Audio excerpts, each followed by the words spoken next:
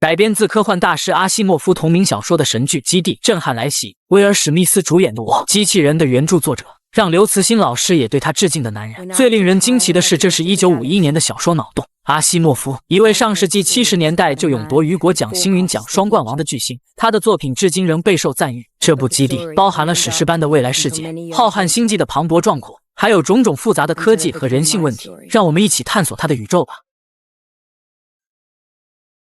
未来世界，人类在人工智能的帮助下，开启了银河统治阶段，殖民近2500万个行星，疆域横跨10万光年，银河帝国由此而诞生。帝国的首都位于川陀，拥有银河系最顶尖的科学技术，人口高达450亿，但数十亿人都生活在川陀外层，只能在地下100层忙碌一辈子，从来见不到真正的太阳和星星，只能看到服务器投放的天空影像，而自然世界仅存的一切都属于帝王们。帝国的第一任统治者是克里昂，他最伟大的成就是建立了星桥。这个高耸入云的建筑物是地面连接太空的轨道，从川陀站下降到星球表面需要14个小时。克里昂为了能亲眼见到星桥完工，竟让人工智能德莫着手研究克隆技术，克隆出不同年龄段的自己，一人垄断整个帝国的统治。他们分别是黎明、白昼、黄昏，3个不同年龄段的克里昂。等年长的国王衰老时，开始孕育新的克隆人，就这样交替世袭，平稳统治了12000年。但这个数学家的出现打破了这一份平静。他是川陀最知名的数学家哈里，致力于研究心理历史学。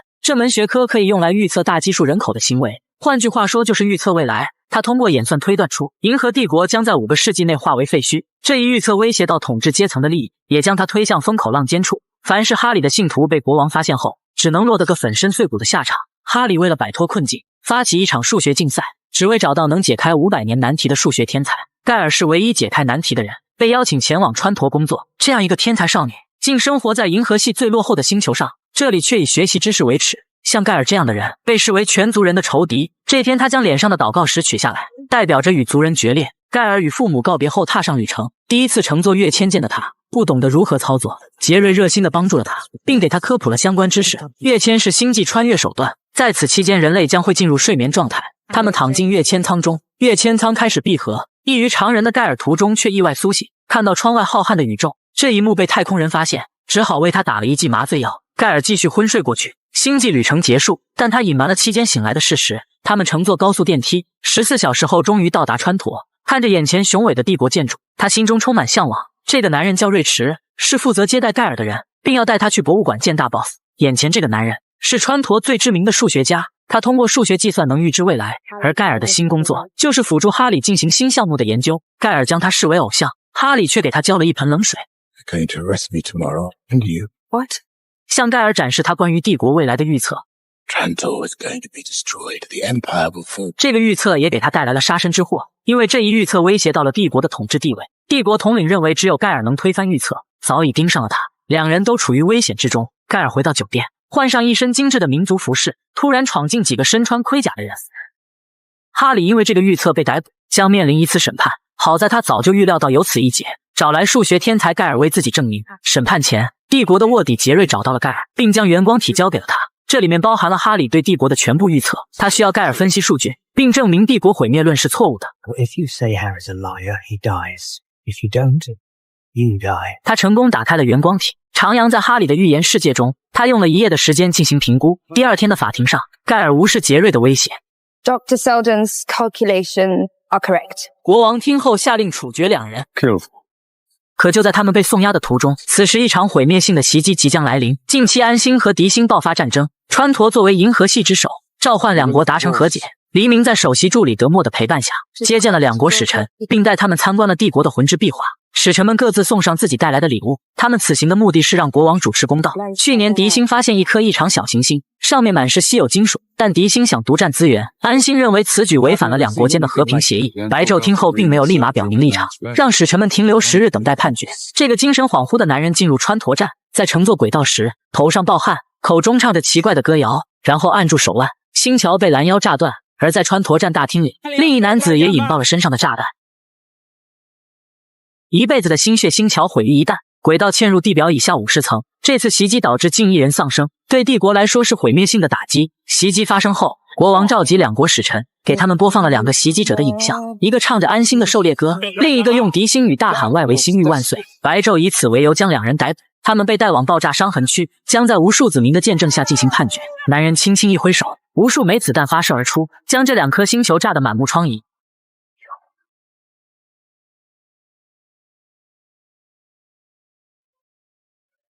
威力大到足以将他们夷为平地。他还处决了使者团的随行人员，只留下了这2个使臣，让他们痛苦地看着这一切的发生。Go back to your worlds. Tell the living and the dead you failed to save. 帝国子民们一阵欢呼，殊不知这次的反击为帝国灭亡埋下了伏笔。屹立几个世纪的雄伟建筑毁于一旦，灾难导致近1人丧生，这无疑验证了哈里的预言。国王再也不能假装无视预言的真实性，在事态严重前召见了2人。哈里告知他们，帝国灭亡一事已经无法扭转，但可以降低破坏力，缩短人类文明的黑暗期，前提是要编写一部银河百科全书，在此基础上建立一个基地。国王最终允许哈里完成计划，并将2人流放到荒无人烟的端点星上，但不允许他们使用跃迁技术，只能乘坐慢速舰前往。这意味着他们需要878天才能到达目的地。国王因为解决了个大麻烦而沾沾自喜，殊不知这一切都在哈里的计划之内。于是他们出发了，哈里带着团队乘坐慢速舰，即将前往端点星建立基地。可端点星是个危险的区域，时常有外星生物出没。若想建立基地，他们需要通过熔岩管来获取能源，还要躲避主教爪的攻击。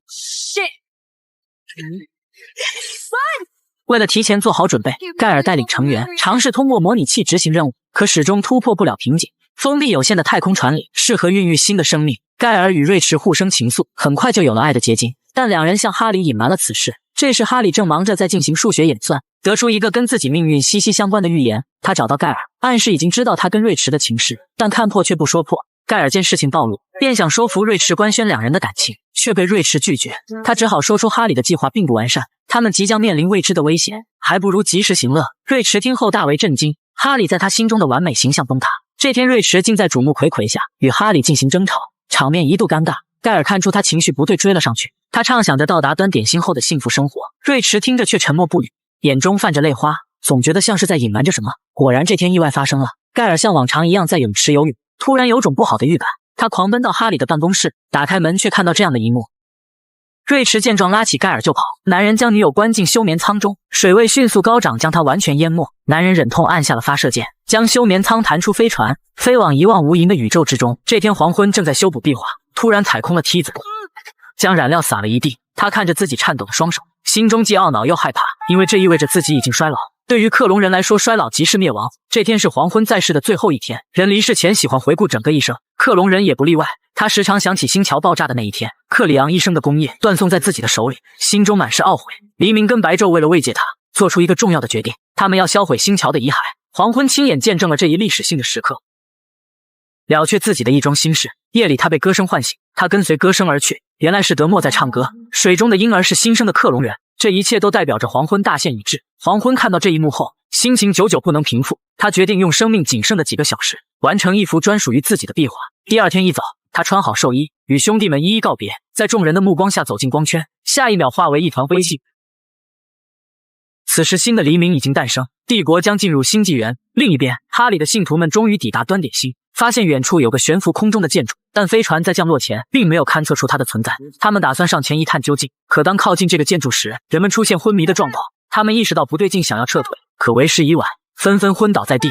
于是他们在穹隆的不远处建立了庇护所，继续完成哈里的人类文明拯救计划，编写银河百科全书。赛佛是端点星的守卫者，从小被玛丽和巴斯收养长大，他也是唯一能靠近穹隆的人，因此被视为异类。这天赛佛利用生物进行测试，发现穹隆磁场范围扩大，他将此事告诉母亲，并提议撤离镇上的人。 But I think it's here. 当晚赛佛在夜巡时，发现一个小男孩在宵禁时间跑了出来，他一路追赶，可男孩跑进飞船遗骸后就不见了踪影。一只主教爪正潜伏在黑暗中，赛佛开枪将他吓跑。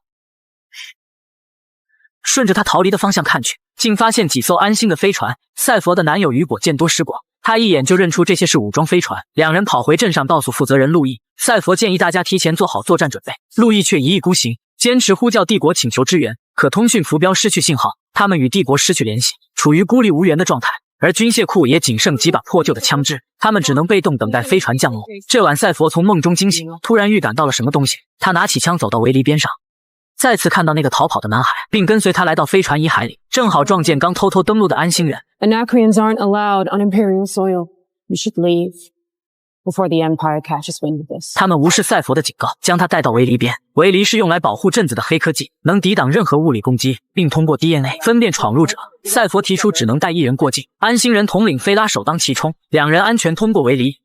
菲拉命令他开车前往镇上。赛佛为了镇上的安全，灵机一动，一脚油门径直冲进了穹隆磁场。菲拉渐渐失去意识，陷入昏迷。赛佛将他带回镇上进行审问，可菲拉只说他们是拾荒者，来端点星上寻找导航模组。赛佛没有完全相信他所说的话，他看到菲拉随身携带的弓箭，这是安心狩猎者的标志。另一边，菲拉的同伴们已经包围了镇子，在围篱边上架起高射炮，气势高涨的朝着围篱一顿射击。赛佛觉得这一切都很反常。Sarah is smarter than this.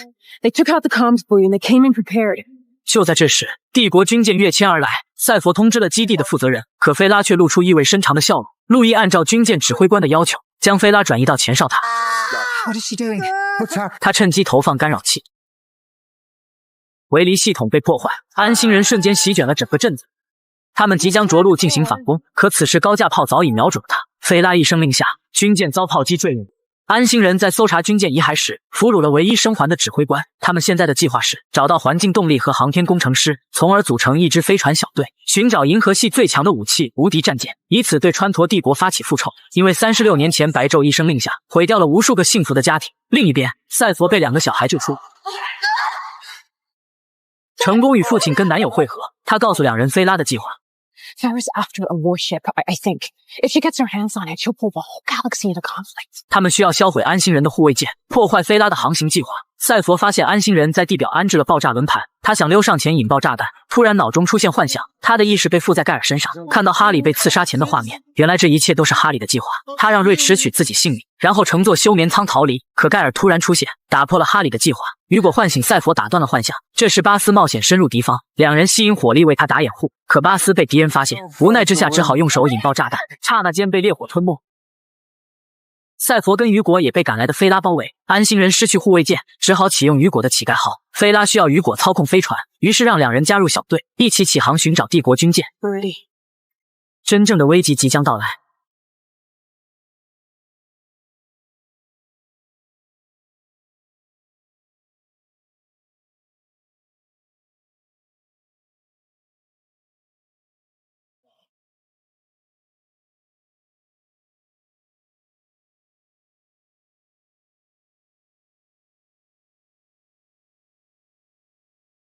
这个男人站在窗边，直直地倒了下去，而他受到神秘光环的保护，竟毫发无伤。花匠受到惊吓，转身就跑。他是帝国最小的统治者黎明，他与白昼和黄昏一同治理国家。近日比邻星宗去世，3人需商讨出下一任继位者，可使者却告知国王，民众早已推选出合适的人选，是一个名为哈马的女人。她与前几位教宗主张思想不同，呼吁推翻帝国制定的初始教义，主张恢复元八开经。白昼听后大怒。 She's suicide first. Question outlined. 黎明却不懂他们为何发怒。白昼告诉他，元八开经是异端经典，这本书主张灵魂与个体感知。 All Cleons are perfect genetic copies of the first, and therefore We don't have souls. 倘若人们相信这本教义，就会推翻克里昂一脉相传的统治。黄昏打算召开闭门会议，阻挠哈马当上教宗。然而此时川陀本地发生动荡，起因是星桥的崩毁，导致了散热槽被熔毁。另外，白昼发现外围星域的通讯航标中断，定是端点星出了岔子，外围星域异常，宗教变革，川陀动乱。这些正一一证实哈里对帝国的警告。一件件事情压得白昼喘不过气。他指责黄昏在政期间做的蠢事。 you have bequeathed me an empire rent by impulsive action. The same will not be said of me, I would say. Ours.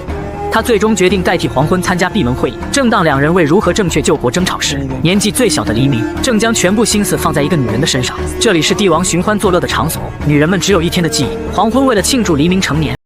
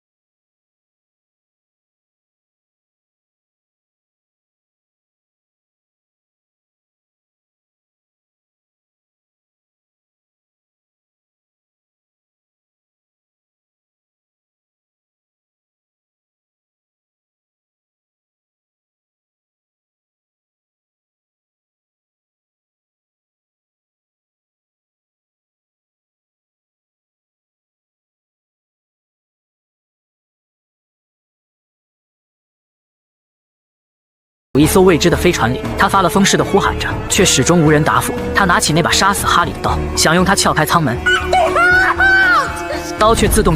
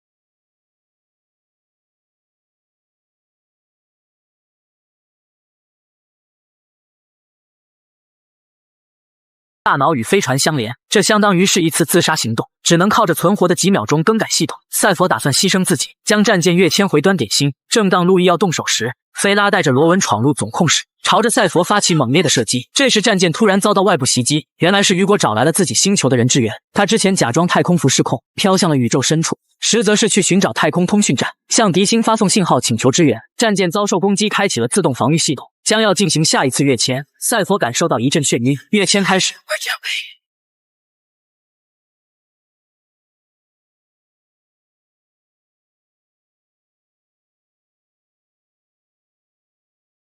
等他再次醒来时，发现路易坐在主工作舱里，早已没有了意识，是他牺牲了自己救了赛佛。现在战舰已经跃迁到了端点星上空，赛佛尝试联系端点星指挥部，却无人回复，这让他觉得很反常。战舰即将进行下一次跃迁，赛佛只能选择自救。他通过勘测找到了雨果的乞丐号，然后打开舱门，朝着飞船的方向跳跃，突然撞击到了飞船外壳，还好有惊无险进入了船舱内部，成功与雨果会合。赛佛告诉雨果，他多次尝试联系基地，却始终无人回应。他感受到了穹隆的空域正在扩大，端点星上的人都处于危险之中。他计划要回到端点星解决危机，并交代雨果去关闭战舰的驱动器，防止他再次进行跃迁。两人深情告别后各自行动。赛佛满怀期待回到端点星，却发现基地一片死寂，地上满是生物的尸体。他跑进村子，发现所有人都倒在地上，从每个人的姿态可以看出，危机来得太快，他们无处可逃。赛佛担心地摸了一下朋友的脉搏，还好没有失去生命体征。看来赛佛的直觉没有错，穹隆的控制磁场正在扩大。他在靠近穹隆的地方发现了母亲，他的手里握着哈里的圆光体。赛佛觉得他跟穹隆之间肯定有着某些联系，凭借着潜入盖尔的记忆，成功打开了圆光体。What other invention can do that? 这时惊人的一幕发生了。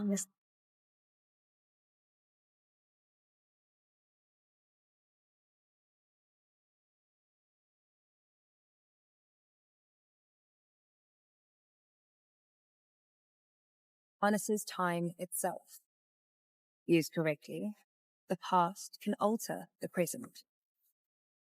What other invention? 这个悬浮建筑能产生神秘的磁场，邻他而居的村民们都莫名陷入了昏厥。赛佛是唯一不受磁场影响的人，他拿到了哈里的圆光体，猜想他跟穹隆之间有着某些联系。在尝试了几次后，终于打开了圆光体。这时出现了一幅美妙的画面，哈里的数学预言环绕在穹隆周围，穹隆逐渐褪去了外层的黑色，露出金光闪闪的魅力，然后稳稳地扎进土里，地表产生一阵晃动。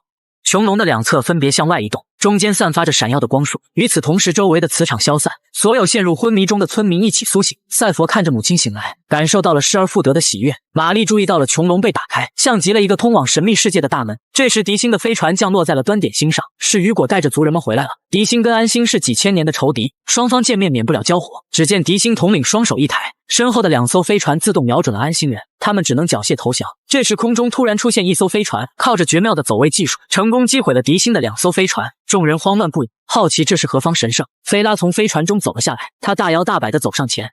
Isn't this a pretty picture? Enemies old and new, conveniently gathered in one place. 菲拉的复仇计划失败，现在的情绪极其不稳定。赛佛试探性地上前安抚他，提出一个折中的计划。We band together. All 3 worlds. We can share the Invictus. We can repair it. 菲拉听后情绪激动，拿枪瞄准赛佛。这时穹隆突然发射出耀眼的光束，菲拉控制飞船朝他射击，眼看着穹隆像被灼烧一样发着红光，赛佛无奈拿起弓箭一击致命，菲拉直直地倒了下去。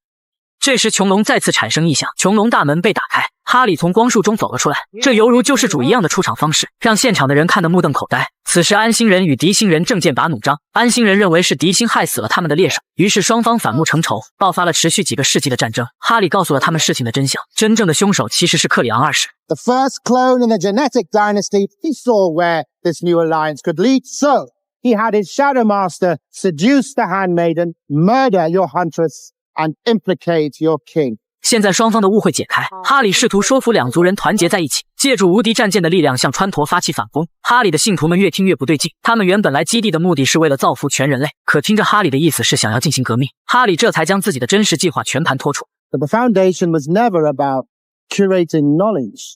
It was about curating people. 原来他早就想推翻克隆人一脉相承的统治，创造一个只属于人类的帝国。他在执行计划的过程中预测出自己的死亡，早在去世前吞下了一个药片，用来封存自己思想跟意识，并指令在自己死后将棺材发射到外太空。发射过程中，机器开始分解他的身体组织，最终组装成穹隆的内部支架。哈里解决完大家的疑惑后，说着就要往穹隆的方向走去。这时赛佛拦住了他，向他说出了自己内心的疑惑。赛佛一直以为他脑中出现的幻想是哈里传递给自己的信息。 Well, so Hardy, whatever messages you've been receiving, I assure you, they haven't come from me. 哈里说完后便潇洒离开，穹隆再次被关闭，留下赛佛一脸懵圈的愣在原地。如果那些讯息不是哈里发出的，又会是谁呢？哈里短暂的出现又再次返回穹隆，而在接下来的几个月里，端点星上的人们遵循哈里的指令，共同建造一个承载着希望的基地。雨果带领族人修复好了无敌战舰，他按照哈里的计划驾驶战舰，在恒星远端发出超级耀斑信号，伪造端点星上无人生还的假象，以此来躲避帝国的调查。哈里的计划都在有条不紊地进行着。这天赛佛在夜巡时再次看到了幻想，他追着黑影往前跑。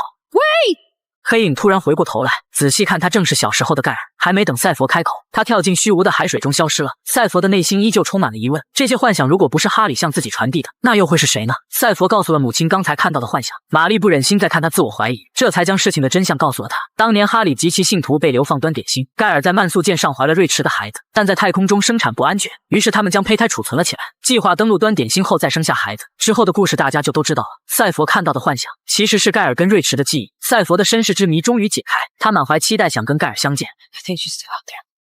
I think she's the one who's been reaching out to me. 玛丽的心中有万般不舍，但也只能忍痛放手。赛佛与雨果告别后，独自开启旅程。138年后，盖尔乘坐休眠舱返回母星，心中既兴奋又忐忑。休眠舱成功降落在海面上，眼前的景象让他难以接受，正如他之前梦到过的预言一样，自己的家乡早已被海水淹没。他打开早已准备好的气体，只能靠着导航寻找村子的痕迹。他看到了被冲垮的木屋，悲伤的情绪瞬间涌上心头。这时他突然发现海底的闪光物，他由下海底看到一艘废弃的飞船，飞船深处躺着一个休眠舱。他打开舱门，将里面的人救出海面。 What were you doing down there? The readout said you'd been in cryo over a century. I came looking for someone. Who? You. 盖尔一脸惶恐，他还不知道赛佛就是自己的女儿。赛佛拿出了哈里的原光体，向他证明自己的身份。 I'm your daughter. 到这里，基地第一季就完结了。这一整季里埋下了很多伏笔。白昼知道了自己的基因也被更改，接下来他会做出什么决定呢？哈里的穹隆被关闭，他什么时候才会再次出现？等等。然而最令我好奇的是，盖尔跟赛佛身处被海水覆盖的星球，他们要怎么离开这里呢？看到这里，你们都对剧情有什么疑问呢？快来评论区跟我一起讨论吧。